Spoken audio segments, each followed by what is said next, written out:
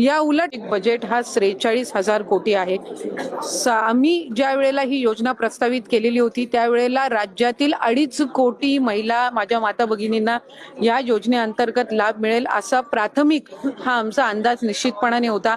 आज तगत आमच्याकडे 1,40,00,000 पेक्षा जास्ती अर्ज हे प्राप्त झालेले आहेत विभागाकडे आणि ज्या स्थानिक सगळ्या शासकीय यंत्रणा आहेत त्या माता भगिनींच्या अकाउंटला डायरेक्ट डीबीटी हा करायचा आहे। माझे आपल्या माध्यमातून राज्यातील सर्व माता भगिनींना मला आश्वासित करायचे की याला लागणारी संपूर्ण तरतूद ही राज्य सरकारने केलेली आहे। अर्थ विभागाने या संदर्भामध्ये कुठलाही कधीही आक्षेप घेतलेला नाही। लागणारा जो निधी आहे साधारणपणे या वर्षाला लागणारा जो निधी आहे याची तरतूद ही अर्थ विभागाने निश्चितपणाने केलेली आहे। त्यामुळे कुठल्याही पद्धतीची चिंता नसावी। या उलट मी आपल्या माध्यमातून सांगेन की आम्ही ज्या वेळेला विभाग म्हणून ही योजना प्रस्तावित केलेली होती त्यावेळेला आम्ही 21 ते 60 हा वयोगट प्रस्तावित केला होता। त्याच्यावर ज्या वेळेला अर्थ व नियोजन मंत्री अजितदादांकडे बैठक झाली त्यावेळेला त्यांनी हा 60 वरून 65 करावा अशा सूचना या त्यांनी दिल्या आणि 60 आणि 65 या वयोगटातील जर लाभार्थ्यांची आम्ही संख्या काढली तर ती साधारणपणे 14.5 लाख होते।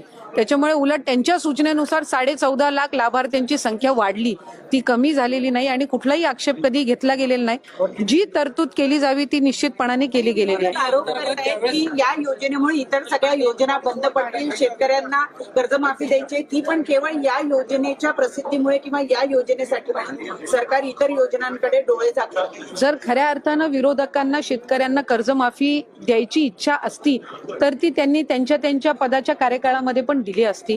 आज मुख्यमंत्री माझी लाडकी बहीण योजना असेल, आज मुख्यमंत्री अन्नपूर्णा योजना असेल, युवा प्रशिक्षण योजना असेल किंवा आज शेतकऱ्यांना जी वीज सवलत मिळणार आहे किंवा त्यांना ज्या इतर पीक विमा योजना आहे 1 रुपयामध्ये पीक विमा याला सुद्धा उदंड असा प्रतिसाद मिळत आहे। त्याच्यामुळे आतापर्यंत कुणीही आपण सांगावं की या योजनेमुळे आधीच्या कुठल्या योजना बंद करण्यात आलेल्या आहे असं एकही उदाहरण विरोधकांना देता येणार नाही।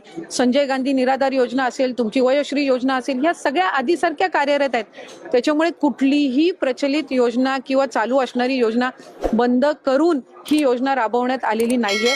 उलट ज्या दिवसापासून ही योजना घोषित करण्यात आली तेव्हापासून याच्यावर विरोधकांनी जास्तीत जास्त आक्रमण केले, पण सर्वात जास्ती नोंदणी करायला सुद्धा त्यांचेच मतदारसंघ पुढे येत आहेत, तेच आमदार त्या ठिकाणी सर्वात जास्त नोंदणी करतायत। त्यामुळे एका बाजूला तुम्ही या योजनेवर टीका करायला लागलेल्या आहेत।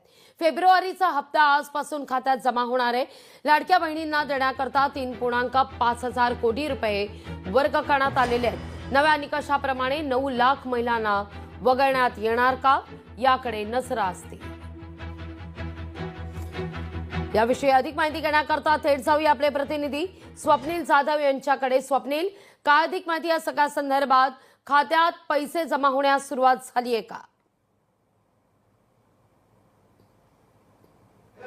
लागवी नक्कीच महिला व बालविकास विभागाकडून 25 तारखेपासूनच खरं तर खात्यात पैसे जमा होण्यास सुरुवात झाली असल्याची माहिती देण्यात आली आहे। मात्र अद्यापही काही लाडक्या बहिणींचे या हप्त्याकडे डोळे लागलेले आहेत, कारण 9 लाख लाडक्या बहिणींना अपात्र करण्यात आलेला आहे। त्यामुळे नक्की कोणाकोणाच्या खात्यामध्ये पैसे पडतात याकडे सर्वांचंच लक्ष लागलेलं आहे। मात्र दुसरीकडे आपण जर पाहिलं तर 2100 रुपयाचा हा हप्ता असणार की 1500 रुपयाचा हा हप्ता असणार अशाप्रमाणे सुद्धा आता एक वाट आणि चर्चा जी आहे ती सुरू झालेली आहे आणि लाडक्या बहिणी या हप्त्याची वाट सुद्धा पाहताना आपल्याला पाहायला मिळतात। मात्र यंदा आपण जर बोललं तर ह्या फेब्रुवारी महिन्यामध्ये लाडक्या बहिणींना हा फेब्रुवारी महिना संपला तरी पैसे मिळत नाही, त्यामुळे कुठेतरी नाराजी ही लाडक्या बहिणींकडून व्यक्त होताना पाहायला मिळते। मात्र विरोधक मात्र या सत्ताधाऱ्यांवरती लाडक्या बहिणीच्या योजनेवरून त्यांना मिळणाऱ्या हप्त्यावरून टीकास्त्र डागत असताना आपल्याला पाहायला मिळतात। त्यामुळे लाडक्या बहिणींना ज्या हप्ता मिळाला नाहीये त्या लाडक्या बहिणींना कधीपर्यंत हप्ता मिळणार असा सवाल हा आता विरोधकांकडून सुद्धा होताना पाहायला मिळतोय आणि लाडक्या बहिणींकडून सुद्धा हा सवाल